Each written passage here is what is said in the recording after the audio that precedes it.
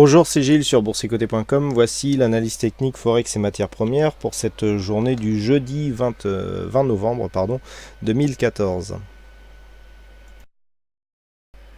Et nous commençons par la paire de devises euro-dollar qui continue à évoluer dans un trend légèrement haussier, mais qui est assez régulier. Alors on a eu des petites attaques ici sur cette phase, mais on peut le voir ici sur le retour que nous avons eu aujourd'hui. Et bien les cours rebondissent de nouveau sur cette zone de support. Donc dans ce contexte, on est toujours ici sur une phase de rebond technique. Alors la dynamique est vraiment très légère, elle est très faible, dont l'objectif se situe à 1,2650. Donc pour l'instant, on est toujours ici sur une phase haussière. On voit bien ici les contacts qui se font entre la bolle supérieure et la moyenne mobile 20 exponentielle.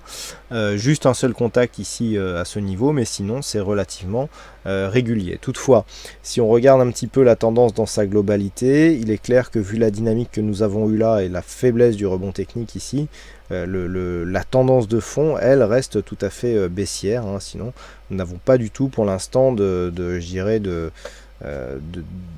puissance assez marquée pour avoir un semblant de retournement. Donc pour l'instant, on a ici ce rebond. C'est plus par manque de relais qui pourrait alimenter la baisse que par réelle conviction de retournement. Objectif donc 1,2650 et le biais sera confirmé sur une rupture baissière de cette zone des 1,2370. Sur le dollar yen, pas grand chose non plus de neuf à dire, puisque nous avons sur une accélération haussière quelque chose qui confirme la continuité du mouvement existant. Donc on est toujours dans un biais haussier aussi. La moyenne mobile 20 là, sert vraiment bien de point d'entrée pour jouer la continuité du mouvement haussier. On marque des plus hauts, toujours de plus en plus haut. Donc là on est venu, on aime bien les points ronds sur le dollar yen, puisque nous avons ici sur le plus haut de cette bougie un plus haut qui se situe à 118,98, tout ça pour ne pas dire 119. Et là sur le plus bas de cette bougie, c'était sur celle d'avant, on était à 118, alors que nous étions précédemment sur des niveaux à 116 et 117. Donc on aime bien marquer des petites pauses ici sur les zones rondes. On continue donc sur ce mouvement haussier malgré cette configuration en surachat ici qui est en train de se retourner, et malgré cette configuration du MACD qui nous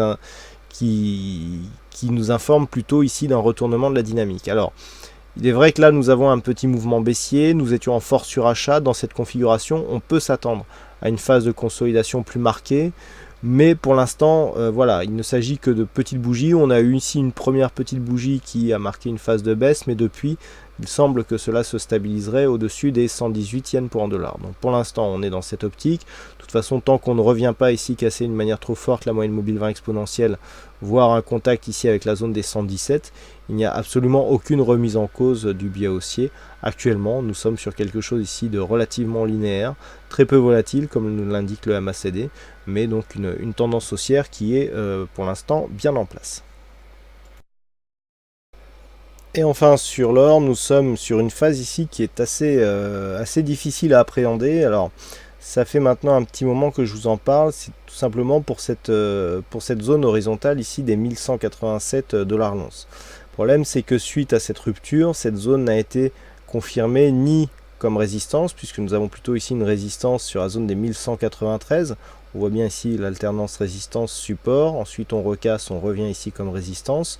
Ou alors cette zone des 1180, si on regarde les 1180, sur la rupture on est redevenu ici résistance, ici on casse, on redevient support, puis support. Donc c'est une zone ici, on est sur une vue moyen-long terme, c'est une zone ici qui peut, après cette cassure, passer d'un statut de support à résistance.